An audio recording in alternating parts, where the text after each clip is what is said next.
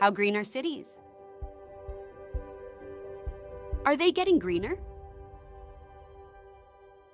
We wanted to find out.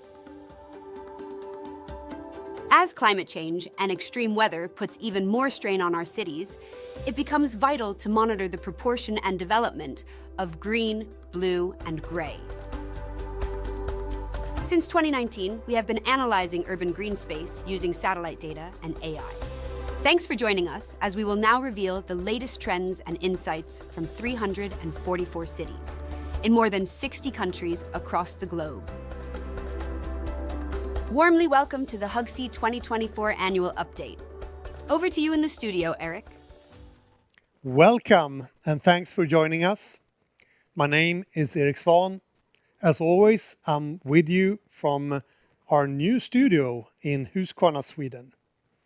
I'm happy that you decided to watch this 2024 annual event.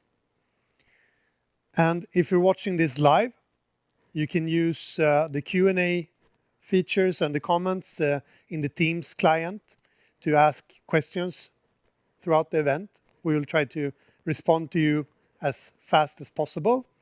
If we can't answer directly, we will come back to you after the event. If you're watching the recording on YouTube, you can put your questions in the comments below and we will get back to you. Again, warmly welcome. Great. And HUGSI, the Husqvarna Urban Greenspace Index, something that we have been working on since 2019, and it's time again. With objective and recurring analysis using global open data sets, we're providing green insights to cities across the globe. And we're doing this to support the greening ambition of global cities. And the HUGSI index is built up by our 6 green KPIs. Every year we survey the cities on their individual prime days to assess these KPIs. It's the percentage of urban green space, tree canopy cover percentage, grass cover percentage, the urban green space per capita, the distribution of urban green space, and the average health of urban green space. All of these KPIs are put into the historic graphs so we can follow the development year on year. That's what builds this up. So now it's finally time to unveil the new and updated index and data for this year. The data I'm about to present was sampled during 2023 to get the full year as we analyze the cities on their individual prime date, when they are as green as possible. So let's go. Let's see what 2024 brings us. As you can see, HUGSI is growing with more cities than ever. This year we have 344 cities in the index, 23% more than last year. The cities are spread in 62 countries across the world, covering 640 million people and more than 94,000 square kilometers. That's huge. We have a large bunch of new cities joining from Sweden, Finland, Denmark, Italy, and the UK. We've also expanded in Canada, Germany, and adding Serbia to the list of countries with the city of Kragujevac. So welcome to all new cities. Looking forward to see what you bring to the cohort. And as a reminder, I want to just stress the definitions that we have of urban areas. These are the areas within the cities that we cover with our analysis. And we start with the administrative boundaries. Then we define the urban area by looking into the population data from the European Commission and trying to find areas with at least 386 people per square kilometer. And you can see the urban areas and the urban boundaries should host at least 5,000 people to be included. And around all these areas, we're adding a 300-meter buffer. So 300-meter into the water, if you have that, into the forest, into the agriculture land, that would all be included within the urban areas. But what we want to focus on here is actually areas where it's hard to be green, the urban areas, the built-up land. But with this formula, we can better compare cities year on year and also benchmark between cities of different size and location. So these are the foundations that build up the data in HUGSI. Great. So let's dive into this year's index and find out what has happened. We have our classic questions. How green are cities? Do they get greener? We will also look into the changes more specifically. What has happened since last year? And this year, I also want to dive really deep into the changes per region, where we'll go through the city data and also achievements per population density group. So that will be the final part of this. So we have lots of data and insights to share. So let's go. Looking into the foundational question, how green are cities? Well, again, we can tell it's 43%. And that's actually the same average number as last year. So even though we have added many cities, we're stabilizing on 43% as the average number. I think that's quite interesting, actually. Even though it's stable, it's interesting that it's the same. And when it comes to vitality, it's also the same. 0.69 on this scale ranging from -1 to +1. These are good results, good numbers. So 2023 was a good year for urban green space when it comes to vitality. If we look into the different regions, we can see, of course, that that's also quite stable. Latin America going up from 28 to 29, 1%. The very long name here, East, Southeast Asia and Oceania, going down 1%. Europe's up 1% to 47, and Africa down 1% to 34. So quite stable, some individual changes. So why not step into the changes? Are cities getting greener or not? And again, sadly, we have to say no, they are not getting greener. In fact, we can see that there's lots of change happening, both on the positive side and the negative side. So you can see 95 million square meters in improved and increased green space. Doesn't have to be completely newly added green space, but it could also be natural growth in the green areas. On the red side, the negative side from a vegetation perspective, we can see 158 million square meters of decreased green space. And of course, it could be natural reasons here, but mostly for the decrease, it's man-made decrease, where we are building things. If we take the net out of these changes, we can see that the total net development is minus 63 million square meters for all cities. And this is compared 2023 to 2022. And sounds a lot, and it is a lot, equals 7,700 soccer fields. So that's a lot. In relation to the total area, this change, or the total change actually, equals 0.3%. So of course it's not a huge area compared to the total, relatively speaking, but in absolute numbers, it's huge. So let's dive into this and see what brings this change. How does it look on a regional perspective? So let's bring in the regions. So of course we can see that there's both red and green in all regions. So we both can detect improvements and decline. In total, we have a negative net.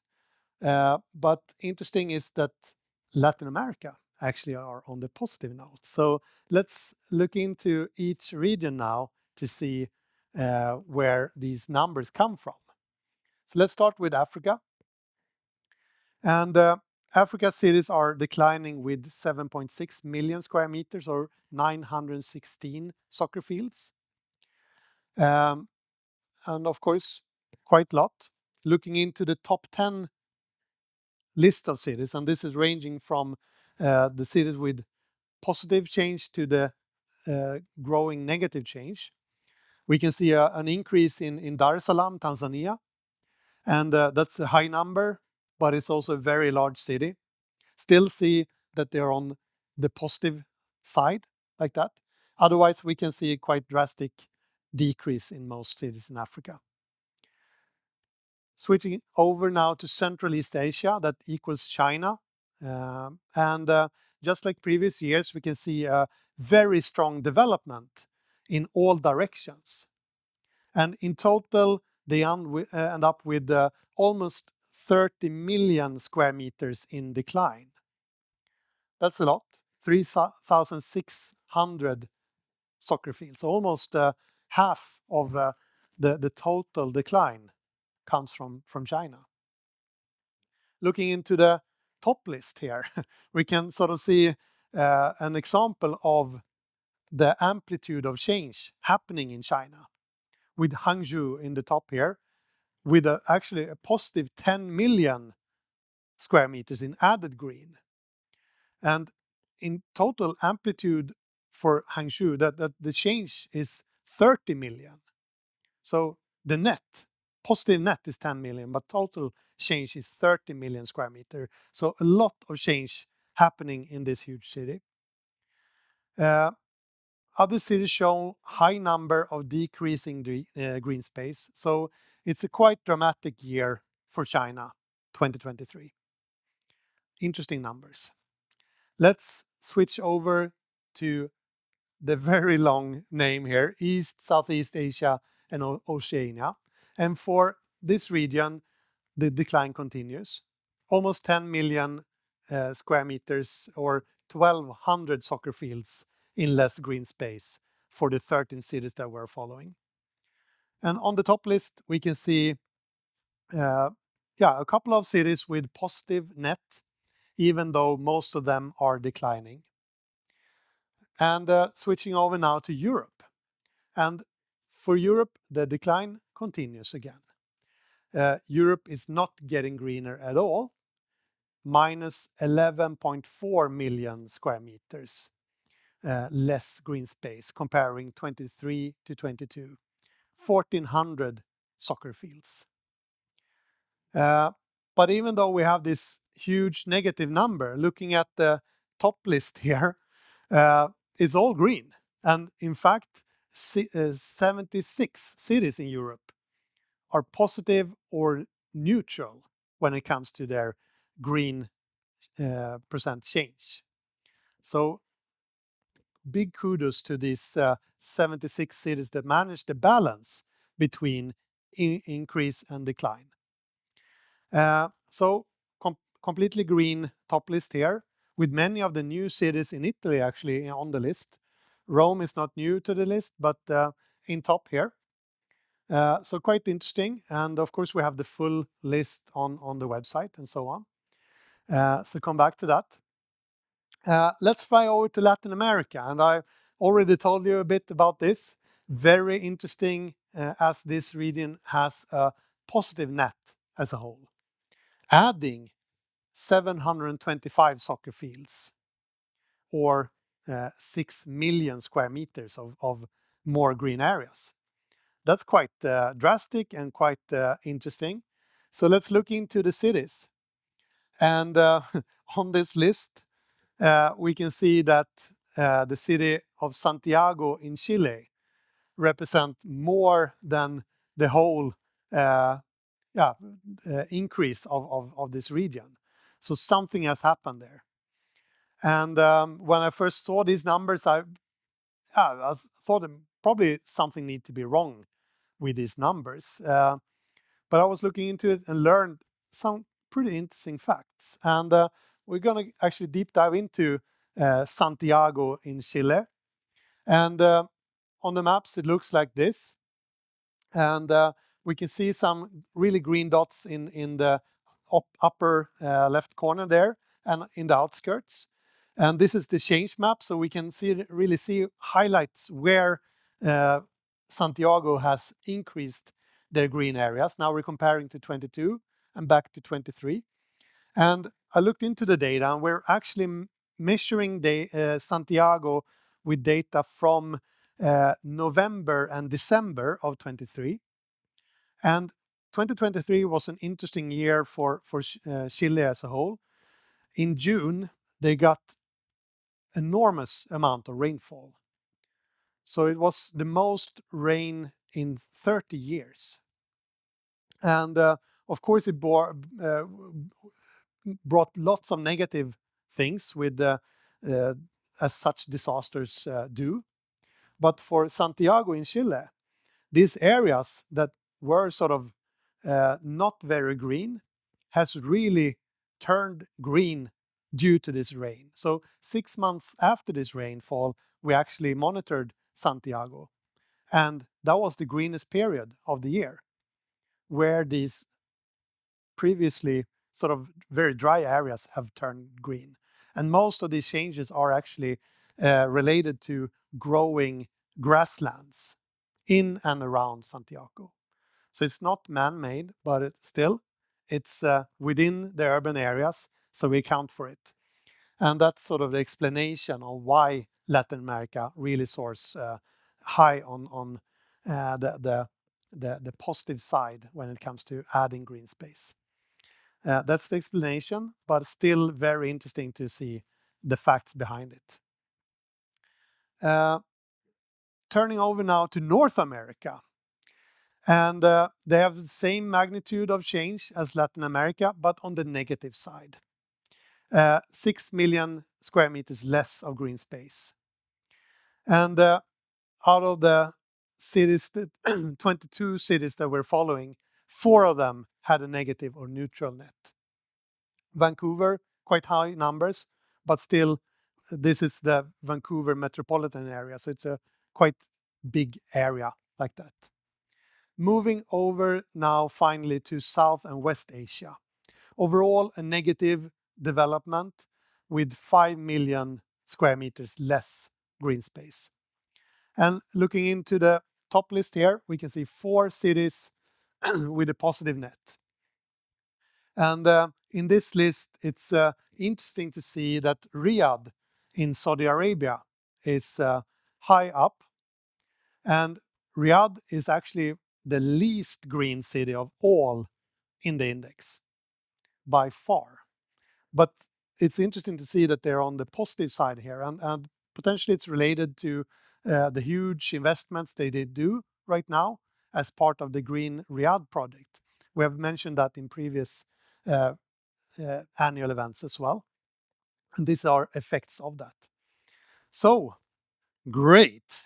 Now we traveled over the world to understand what has happened in different regions. Let's now focus on a specific set of cities.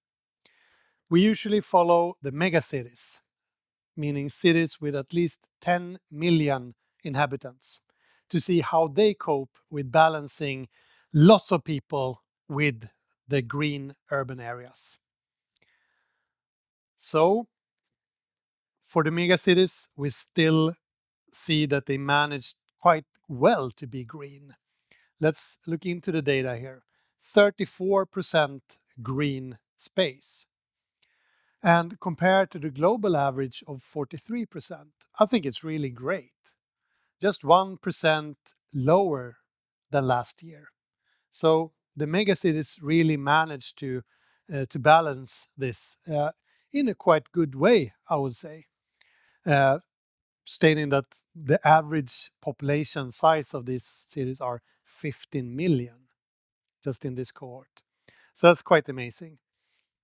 Looking into the model cities here, we can see that Rio de Janeiro in Brazil is scoring highest in our green index, where we combine all the different factors. And Otherwise, we can see that Dhaka in Bangladesh is mentioned a lot, with highest green percentage, best distribution of urban green space, and the highest grass cover. So that's how the megacities play out. And I think the key thing to remember is they are still managing to be quite green, even though they are very highly populated. Remember that. Something else that is very interesting to me, since most of the cities we are following are located in Europe, then looking into the European capitals is very interesting. So let's have a look. European capitals are green, but not as green as Europe overall, with its 47%. So for the capitals, we can see it's 41%. And looking into the model cities, same as last year, we have Vilnius, the capital of Lithuania. They really stand out here with among these achievements. And they not only they are the green model city, but they are also mentioned in many locations in here. So they perform really well. And looking into the top 10 list, of course, we can see Vilnius in top as well. And they're really stand out here in this list with 75.68 in the index. Quite far from second in the list, Prague. And then we can see it's quite tight in the end of this list. So that would be quite exciting to see how this list develops between the cities in the middle here. But no one is challenging Vilnius, not this year at least. So work harder. Going from the capitals into population density clusters. And we will go through each and every population density category here. And we mentioned it before, but population density is one of the more defining factors when it comes to the ability for a city to be really green. Of course, it also matters where on the globe, in what climate zone, and so on, your city is located. But for comparison, population density is more generic and very relevant to use to compare cities in different cohorts. And it's quite easy to understand that with more people to fit into the city, the harder it becomes to safeguard the urban green areas. So let's start with the cities with low population density. Yeah, the low population density cities, it's 16% of the total number of cities in the index. The average population is 38,000, and the population density is between 500 to 1,500 people per square kilometer. These are the averages for this group. As you can see, that they're way above the global average when it comes to percentage of urban green space, 55% compared to 43%. The green model city is Emmen in the Netherlands. Otherwise, you can also see Charlotte, one of the old champions here, is still on the list of many achievements. New in this list is the city of Randers in Denmark, scoring high on grass cover. And we have a top list here as well, top 10 lists on the low population density cities. Emmen in top, of course, followed by Vejle in Denmark and Charlotte, North Carolina. Emmen and Vejle, they're forming some sort of group on their own in the top with a quite huge gap to the others. So that's how the low population density cities make up. So switching over to the medium population density cities. The largest cohort of cities, it's 129 out of 344 cities in this group. And the average population size is 236,000.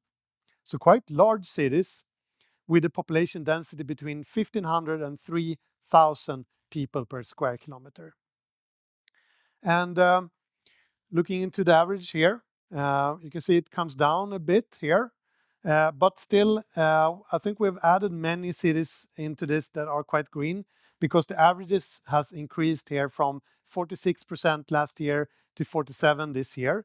The per capita numbers increased from 211 to 230, and also tree canopy cover has increased with 1% to 29. So lots of action in here. The green model city is Zeist, also in the Netherlands. And you can see that they're also on many other achievements in this list. New in this is city of Oulu in Finland, with a very high number in green per capita. And also the Serbian city of Kragujevac on very high numbers on grass cover. Looking into the top list, of course, we have Zeist in the top. Vilnius is also in this cohort of cities on the top. And yeah, some good action going here as well. So I think this is a list that will be really interesting to follow in the coming years as well. The largest cohort of cities. Now over to the 76 cities with a high population density. These are very large cities with 1.4 million people on average, and the population density between 3,000 to 5,000 people per square kilometer. And again, it's quite stable numbers since last year for this group. A small decline of tree canopy cover, down from 29 to 28%. Green space per capita is also declining, but only with a few square meters, actually 2 square meters compared to the last year. Durban, one also of the old champion cities, is the green model city of this group, and winning many of the achievements. Tilburg in Netherlands is scoring high on vitality, and yet another new city to the index, Brighton in the UK, has the highest grass cover. So switching over to the top list. Okay, looking at the top list, no surprise, Durban in top, followed by the very green Stuttgart in Germany and Krakow in Poland. One special mention in this category is this new city of Zhytomyr in the Ukraine.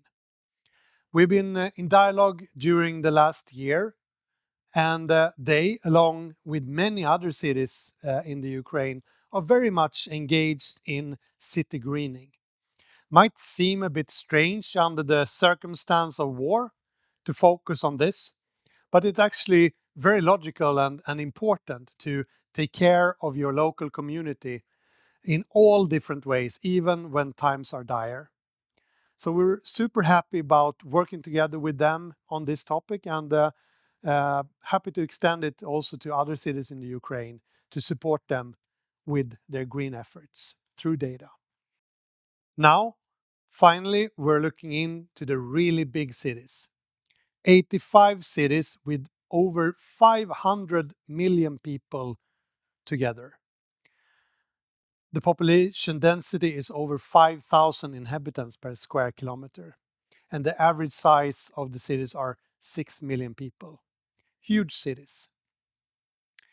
Interesting to see is that this group of cities are, they actually score lower than the mega cities, the really, really big ones.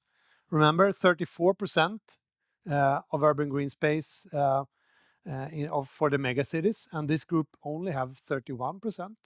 So strangely enough, the mega cities perform better than the other group of very high population density cities. Looking into the cities here with achievements, we can see that Munich in Germany is the green model city with the overall highest score.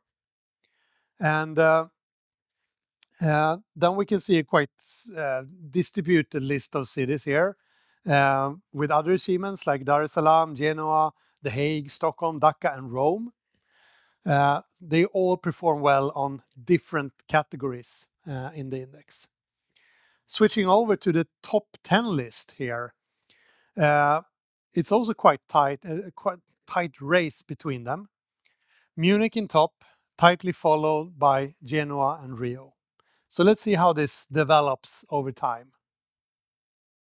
So that actually wraps up the data and insights part of today's presentation. The updated data is available on HUGSI.green as of now. So go in and have a look. But we have many more things to show and share with you today. So let's continue. Let's start with this topic. We're actually rebranding, remodeling, and when you visit HUGSI.green today or next time, you will notice something has changed. And we're actually turning it blue. So new colors, new logo, and HUGSI has always been part of Husqvarna, but now we're taking the full step into the Husqvarna brand. And this allows us to work even closer with our colleagues, embedding green space data into more of our communication and of our offerings.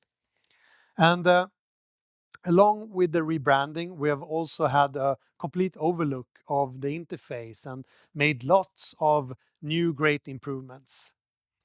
Yeah, but in general, new colors, but same service.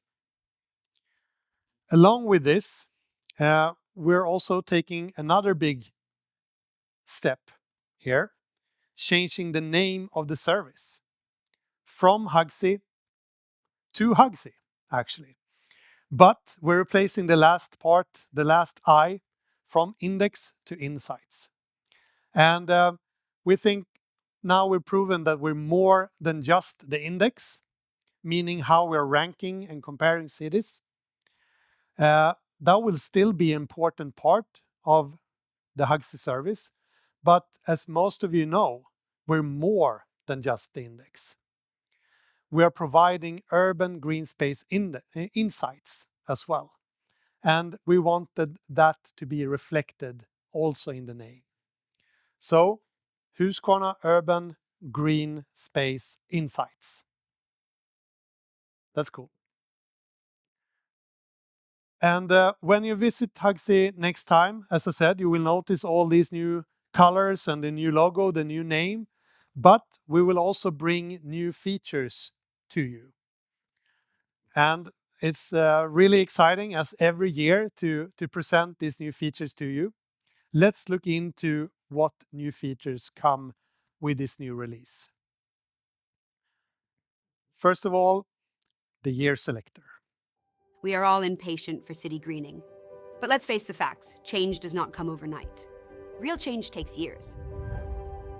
That is why we are proud to introduce a new feature to the HUGSI platform and to all of the maps. A year selector. This new feature makes it easy for you to see the changes in your city over time, year on year.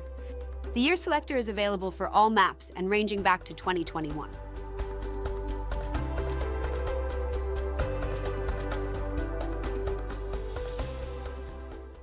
Yes, the year selector.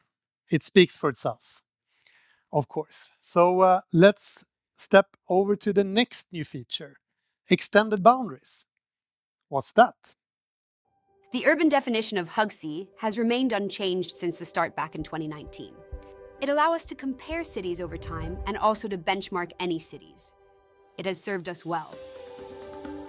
However, when we have been working close to cities implementing our service, we understand that all important areas are not covered in this very strict urban definition. That is why we now are introducing HUGSI Extended Boundaries. With HUGSI Extended Boundaries, we include more urban and peri-urban areas. Extended Boundaries lies side by side with the original HUGSI boundaries. Extended boundaries are never used for ranking or comparison between cities. It is for you who want to implement green indicators from HUGSI in your management and follow-up of the green space development in your municipality or city council. Extend your understanding. Extend your view. Extend the boundaries of your analysis. Extended boundaries will apply to all types of analysis in HUGSI, but the extended boundaries are only available for official representatives from the city. This feature will be rolled out gradually by requests from local city representatives.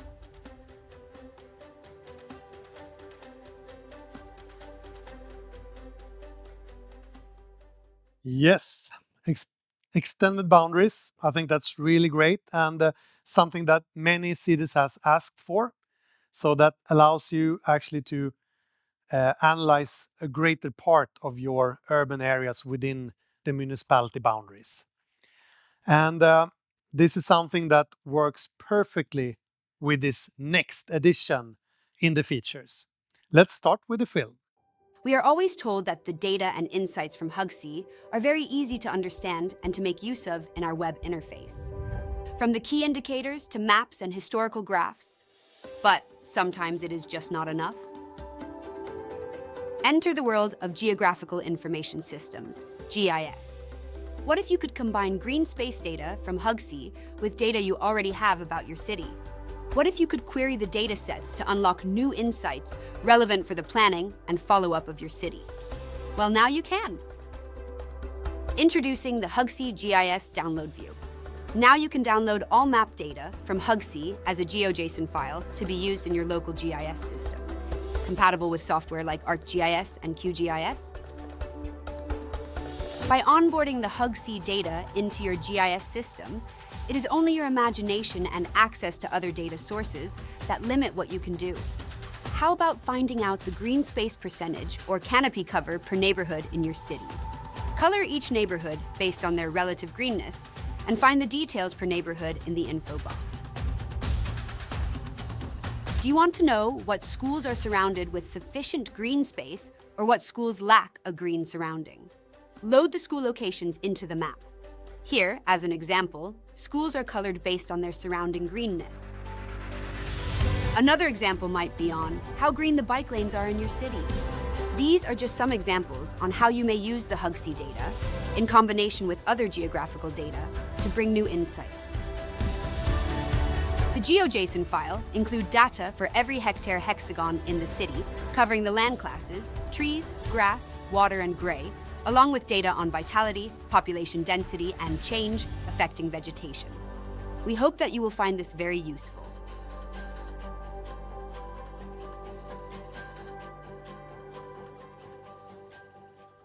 Yes, so for the first time you can actually bring data out of HUGSI and to use it to analyze your entire city and to bring the green space insights that we bring and combine it with whatever data set, geographical data set that you have.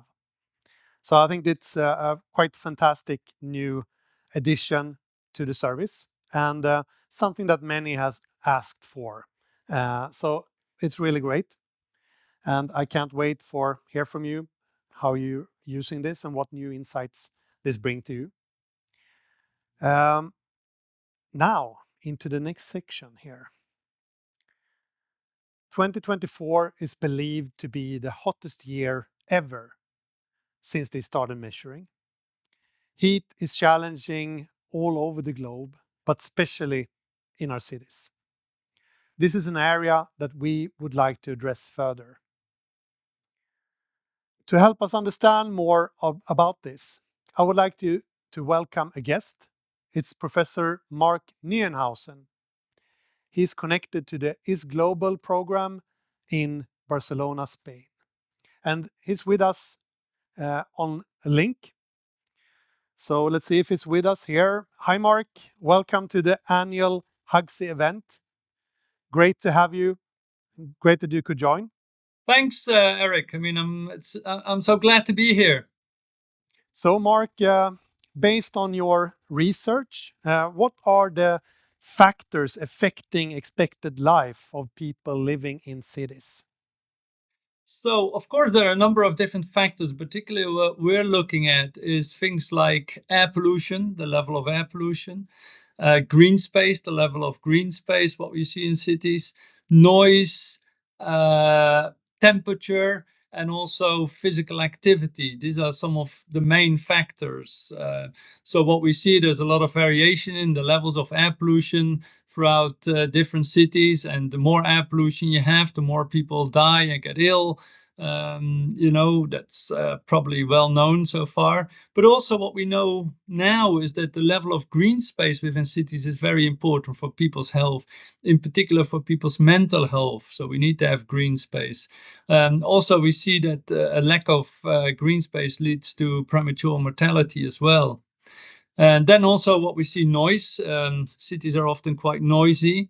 We know that noise has a particular important impact on people's stress level and cardiovascular disease. And then what we see more and more with climate change is also heat and urban heat island effects that actually result in premature mortality, mental health disorders, respiratory disease, and this kind of things. Then also an important factor is the level of physical activity. Physical activity is extremely important for people's health. The WHO, World Health Organization, recommends about 30 minutes of medium to a high intensity physical activity per day. And many people don't get that. So we need to also get more physical activity. Behind this all is also things like social economic status. I mean, how much people earn, how much money they have is, of course, also a very important factor in driving health, and also related to inequalities, what we often see. Interesting. And there's many factors, as you say, but you mentioned temperature and heat islands as a particular challenge for people living in cities. Why is that? Yeah, so climate change is a major driver. We see more extreme weather events. What we know is when you get extreme weather events like heat waves, you see that more people die as a result. I mean, in 2022, we saw 60,000 more deaths in Europe because of heat waves. I mean, this is a very large number, and it's only going to get worse. I mean, at the moment, the estimates are that, over so many decades, this will triple, actually. That what we see, particularly in cities, is that the city center is often 4 or 5 degrees warmer than surrounding areas of the city. And this is because there's a lot of asphalt, concrete, and other similar material that absorbs the heat and doesn't release it very quickly, but or it releases at night, what creates this kind of hot pockets of air in the city center. Also, this is related to more adverse health effects. And probably a lot of people know it's much more difficult to sleep, for example, when it's quite hot at night. Your sleep is quite disturbed. But what we see is, of course, also more mental health problems and also premature mortality. Yes. So looking into mortality specifically, what does research tell us about how heat island affect mortality rates? Yeah, so what we did not so long a study in 100 European cities where we looked at the relationship between urban heat island effects and mortality, and we estimated that 4% of mortality during the summer months is due to the urban heat island effects. Also, what we modeled is that if you would increase tree cover in the cities from the current 15% to around 30%, you could reduce temperatures in the cities by on average by 1.3 degrees, and this would prevent about a third of the urban heat island premature deaths. So that's quite a large impact, actually, what you can get by increasing green space in cities and thereby reducing temperatures in the city. Yes, and I think it sounds really serious and something we really need to address. And what's your view? How does cities act today to meet these challenges? What we see nowadays in cities is that there is more awareness of heat and heat waves. I mean, in particular, in Southern Europe. I mean, here in Barcelona, we used to have about 2 weeks during the summer months that would be too hot, and now we get up to 6 or 8 weeks that are actually too hot. the cities are aware and they come up with refuges for so-called climate refuges where people can shelter and get fresh, more cooler air.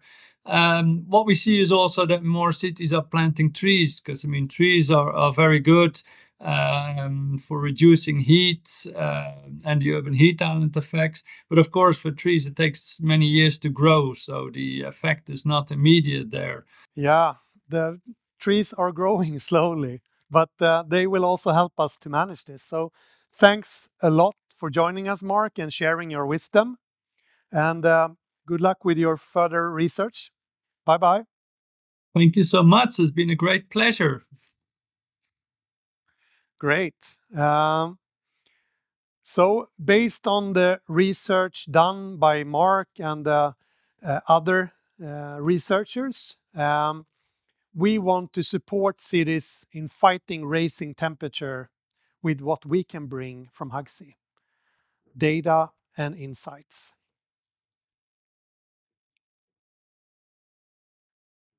So that's why I'm very happy to announce for you today the new urban temperature view.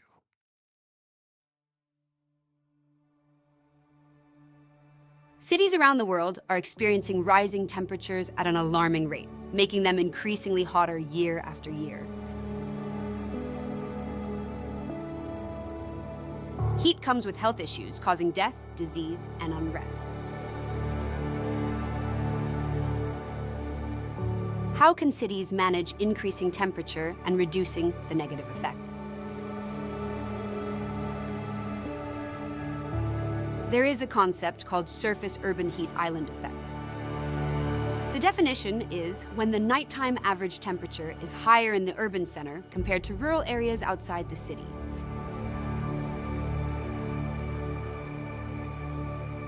To help cities manage and decrease the negative effects of increasing temperatures, we are working on a fantastic new addition to HUGSI.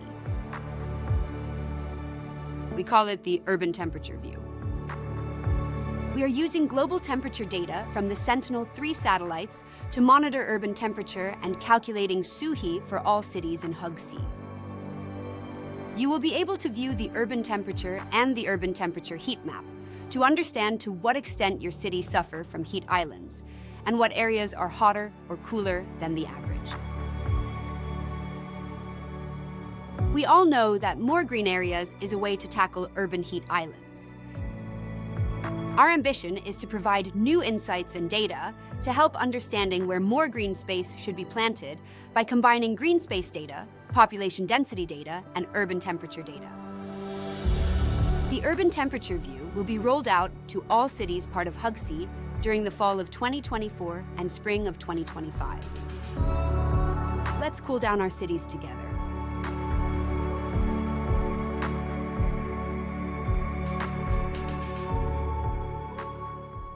Yes, and as said in the film, we will gradually roll this out to all cities in the coming months.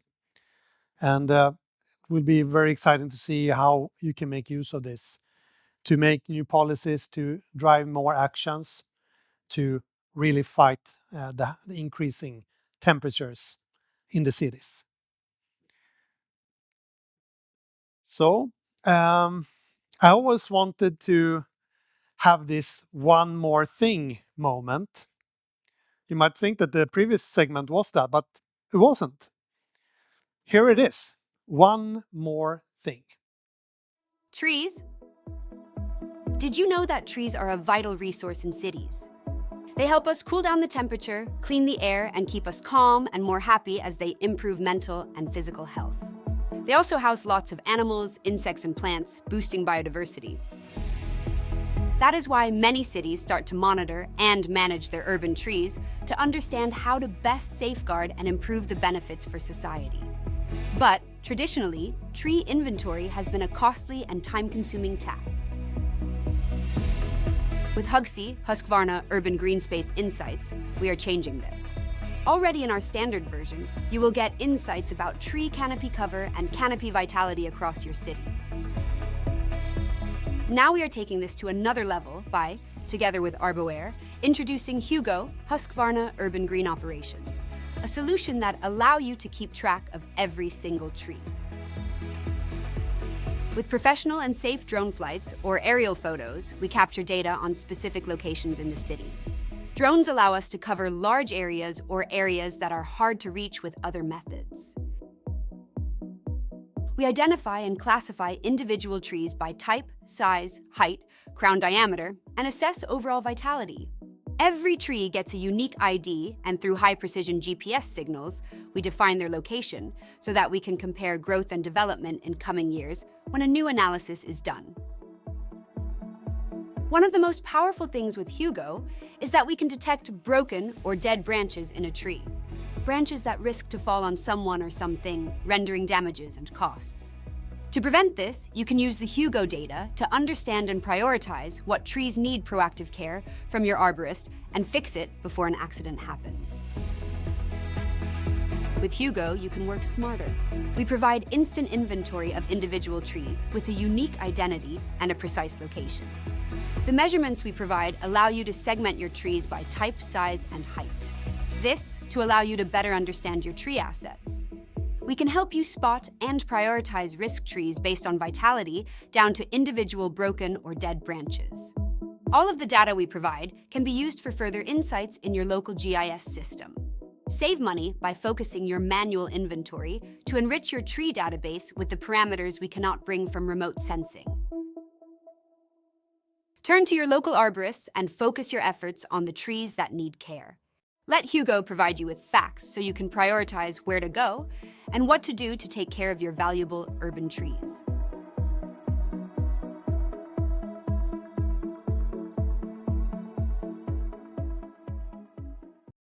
Yeah, how was that for one more thing? Okay, to wrap this up, this is the learning board for the 2024 HUGSI update. What have we learned so far? Well, the global green benchmark is 43%, same as last year. Interesting enough, as we have added many cities this year. The health and vitality is also same as last year, so 2023 was a very good year for Greenspace. However, the total amount of green space declined a lot, with 63 million square meters. On the happy side, we can still add that 87 cities in total managed to balance the decline with the increase of green space. So they are what we call net positive or nature positive, or even neutral in this. 87 cities show that it's possible to be greener year on year. So I think that's a very happy message like that. Last year we launched the biodiversity alert feature, where we go through different aspects of biodiversity potential. Last year we had a benchmark number of 22 out of 100 as the total average. This year you can see that it has actually declined as well, down to 18 out of 100. So that's a lower score than expected. So let's keep following this, because that's very important and critical to cities to stay on top of and be there for the biodiversity and bring the right potential. And when reflecting on the data that we have gathered over the years, I was thinking, what type of indicator can we bring that show development over time? And this year I actually chose to bring out the green space per capita for the original 98 cities that was part of HUGSI since the beginning. So for these cities, we have actually data for 8 years back to 2016. And it's starting to be quite long time now, and we can read out lots of great things from these data. And green space per capita is of course important. It tells you how much of the green areas you have in the city divided by the population. So roughly how much green space is there per individual in the city. the population in these cities has increased with 7% since 2016. So that's also very interesting to remember. So that's one force into this that affects the readings. We started at 76 square meters per person with a high score of 81 in 2018. And then we can see this gradual decline down to 66 square meters. That was the latest reading from 2023. So it's not going in the right direction here as well. So of course, this is an effect of, in general, decline of the green space and population increase. And it's of course important to look into these numbers and safeguard the green areas so you don't end up with too low numbers when it comes to green per capita, because that's important. So this is the learning board from this year. I hope you bring with you lots of new insights and an understanding about the development of urban green space in the world.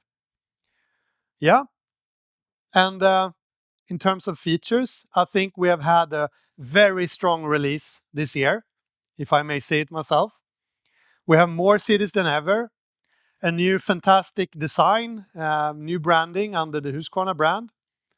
Feature-wise, we also brought forward the year selector. So on all the maps, you can select what year to follow. So you really can understand and see with your own eyes the changes that happens in your city. So that's fantastic. The urban temperature view, the way we all together can fight rising temperatures in cities. This, as we said before, will be rolled out gradually during the coming months. So I'm really eager to learn from you how you make use of this and how you can make plans based on these numbers. And the combination of the other features, I think that's really interesting as well. For the first time, we can focus more on making use of the data for your own city. Previously, it has been a lot about understanding the trends, the development, comparing city to city, and of course also previous years. But if you want to implement a good greening plan or follow up on ambitions in your city, it's important that all urban areas are included, and that comes with the extended boundaries available to any city. So that's also taking the next steps in actually making use of the insights from HUGSI. So that's really cool. The extended boundaries together with the GIS download is super powerful, because then for the first time ever, we move data out of the HUGSI platform. So you can combine it and analyze it in tools that are really made for that, for analyzing and understanding geographical data. You can combine it with any other geographical data that you have for that area to bring out new insights. And the files are available for download for your own city as of now. So you can start use it already now. The one more thing of today, the HUGO analysis, where we are actually managing to analyze and understand the individual trees of a city. I think that's really great. And again, a way where we're extending the platform of HUGSI into adjacent areas or complementing areas. So you can actually use this to make your greening plans, to make your tree ordinances, and how you really take care and manage your trees in your city. And I think that has been also a red thread of today, talking about the importance of the trees like that. So with this, you can also manage them in a very cost-efficient way. All in all, I think it's great what we brought to you. And as I said, I'm really curious to learn from you that are using this. So reach out to us and report back. If you want to start monitoring your individual trees, reach out to us. Then we can talk about it. There's so many opportunities and possibilities from this. So I'm really engaging you to reach out to us. So that's great. And I also want to mention that we actually started to deliver the first HUGO analysis to some cities in the Nordics as of now. So it's really developing now. So this year's feature lineup is really great, and I'm super happy about it. And if your city is not yet on HUGSI, reach out to us so we can start analyzing your city with recurring and annual updates. That would be really cool. We have this event. In between the events, lots of things happen. So be sure to follow us on the website, hugsi.green. We have a quite active LinkedIn channel as well. So look into that. All the content that we produce like this, the videos, are available also in our YouTube channel. Perhaps you're already there watching this now. Who knows? The links to our LinkedIn page and the YouTube channel are in the bottom of the HUGSI website, so you can find them very easily. So be sure to look into that. So now it's time for me to say thank you. Thank you for today. It's time to part. Thanks for watching. Thanks for engaging in HUGSI. Reach out to us anytime on hello@hugsi.green. Goodbye. Thanks for watching.